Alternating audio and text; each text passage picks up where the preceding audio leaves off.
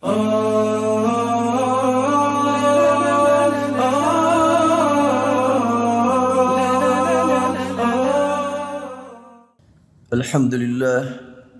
alladzi anzala al-Qur'ana ala khatamil anbiya arsalahu rahmatan lil alamin fahuwa azkal azkiya wa amtanna ala ummatihi an ja'alahum min ahli adh-dhikri wath-thana fa akhlasu lahu ar-ruku'a was-sujuda wa hum yuksiruna ad-du'a fazadahumul maula tabaraka wa ta'ala alaan fawqa ala ونجاهم بمغفرته من دار الأشقياء وأسكنهم بفضله ورحمته فسيح دار الأتقياء أشهد أن لا إله إلا الله وحده لا شريك له شهادة من نزه ربه عن الشرك ونفى وهو حسبنا في كل حال وآن وكفى وأشهد أن سيدنا وحبيبنا وشفيعنا ومولانا محمدا عبده ورسوله أزكى الأنام شرفا صلوات الله وسلامه عليك يا رسول الله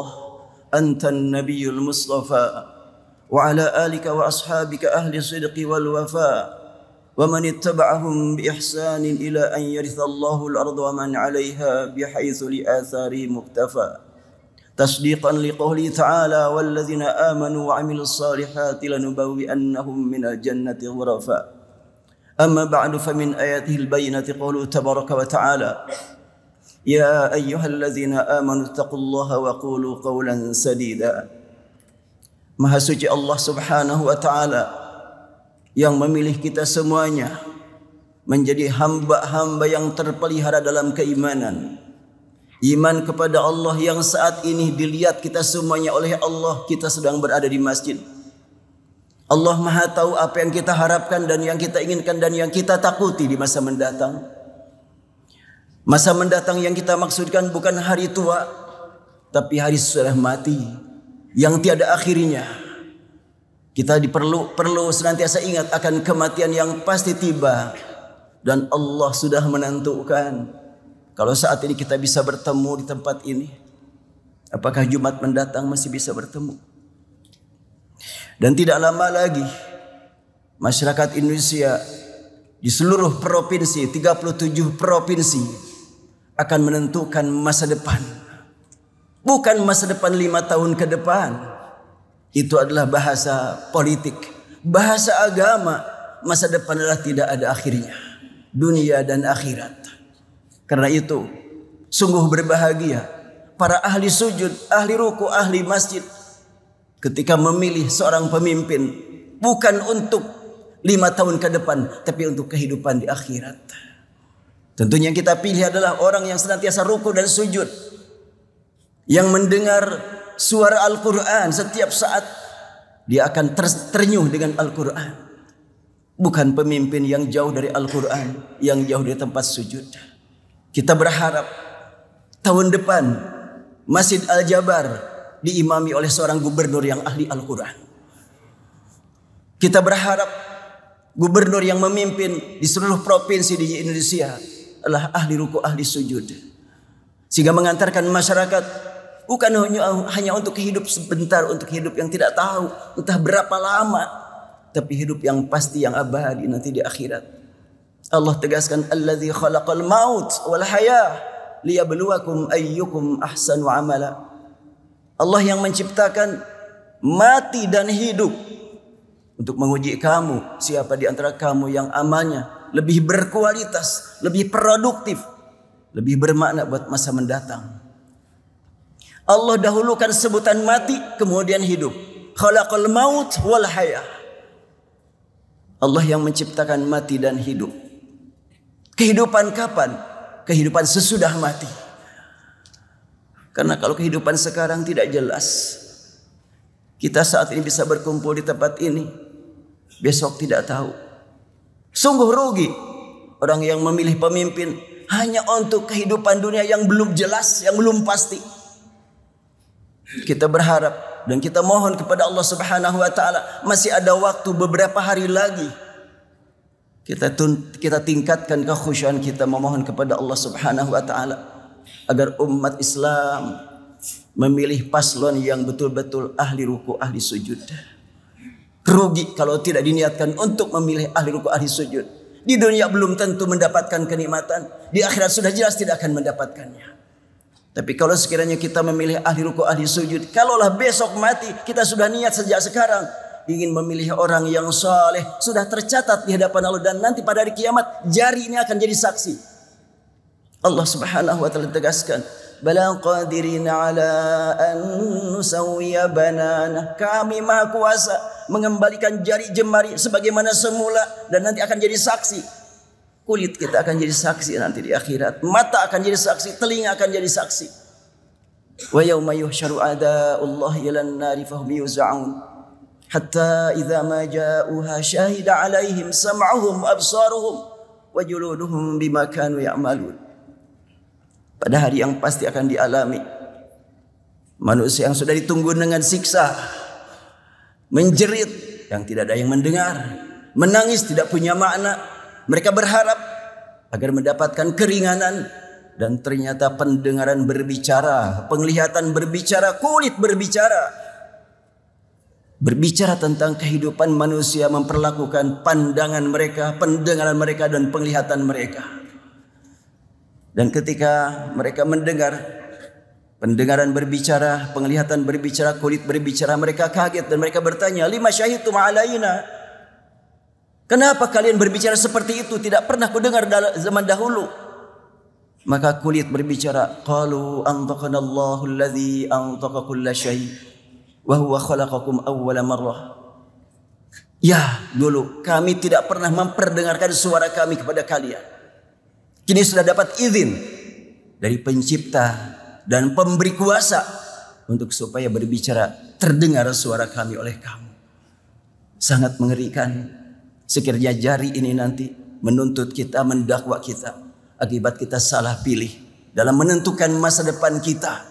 Bukan masa depan negara, tapi masa depan kita semuanya sebagai orang yang beriman, yang bertauhid.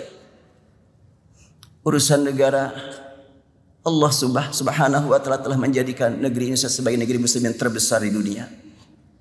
Sudah sekian banyak orang yang ingin menjajah, tapi gagal terus.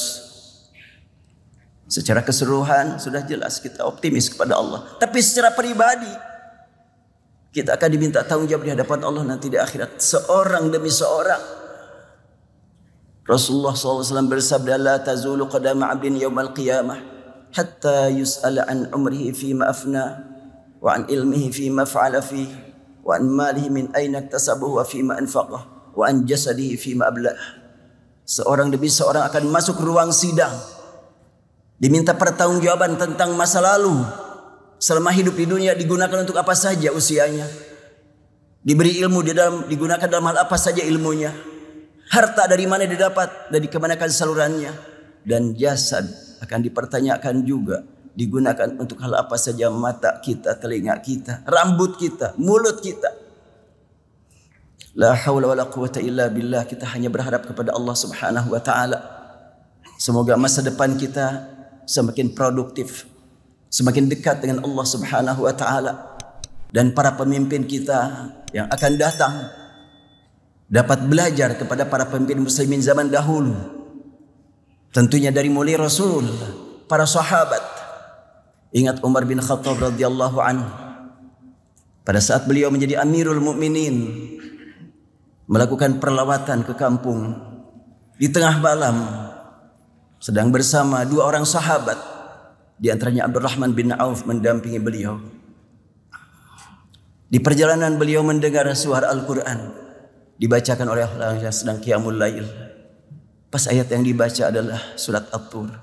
Wat-Tur wa kitabim mastur fi raqim mansyur wal baitil ma'mur والسقف المرفوع والبحر المسجور إن عذاب ربك لواقع ما له من دافع. Ketika ayat ini dibaca, Umar bin Khattab menghentikan kendaraannya dan turun, dan dia menghadap ke dinding, menangis di situ, dan dia merespon kalimat inna adzab rabbika lawaqi. dengan ungkapan qasamun wa rabbil ka'bah innahu lahaq. Apa yang dimaksud? Inna adzab rabbika lawaqi'. Sungguhnya siksa Tuhanmu pasti akan terjadi. Ma lahu min dafi'. Tak mungkin ada seorang pun yang mampu membela. Kalimat itu direspon dengan kalimat qasamun wa rabbil ka'bah. Demi Allah penguasa Ka'bah, sungguh siksa Tuhanku akan menimpa diriku. Tiada seorang pun yang akan mampu membela diriku. Tingkat Umar bin Khattab yang sudah mendapatkan gelar Al-Faruq, pemisah antara hak dan batil, merasakan khawatir di akhirat kalau tidak mendapatkan rahmat, tidak mendapatkan ampunan dari Allah Subhanahu wa taala. Hamba-hamba Allah, kalau tingkat Umar seperti itu, di mana kita berada? Tentu kita harus lebih takut lagi kepada Allah. Kita belum mampu salat dengan benar sebagaimana yang dicontohkan Rasul. Belum mampu menjauhi larangan semuanya karena kita sering tergoda oleh nafsu kita. Kalau tidak mendapatkan ampunan, tidak mendapatkan rahmat Allah, di mana tempat kita nanti akhirat? Namun kita tidak boleh putus asa. Allah Subhanahu wa taala menyuruh kita untuk berharap dan berbaik sangka kepada Allah. Ana indallanni 'abdi bi falyadhunna bi ma syaa. Aku senantiasa perhatian kepada sangkaan hambaku padaku. Sangkaannya baik dibalas dengan baik. Sangkaannya buruk tentunya tidak akan dihiraukan lagi oleh Allah. Kita sangat berharap kepada Allah Subhanahu wa taala dan kita manfaatkan waktu beberapa hari, terutama kita di malam hari atau sedang sujud. Sungguh Allah Maha Kuasa menentukan dan mengarahkan kalbu hamba-hamba yang suka sujud, suka rukuk, untuk memilih calon pemimpin yang ahli taat, ahli ibadah. Kalau sekedar janji semuanya baik, program semuanya baik, dan mereka diusung karena mereka mempunyai nilai kebaikan. Namun kita mohon kepada Allah agar yang Allah angkat menjadi pemimpin tidak sekedar baik, tapi taat kepada Allah Subhanahu wa taala. Ghafrallahu li wa lakum wa nafa'ani wa iyyakum bima fihi min al-ayati wa dzikril hakim wa taqabbalani wa minkum tilawatahu innahu huwas samiul alim.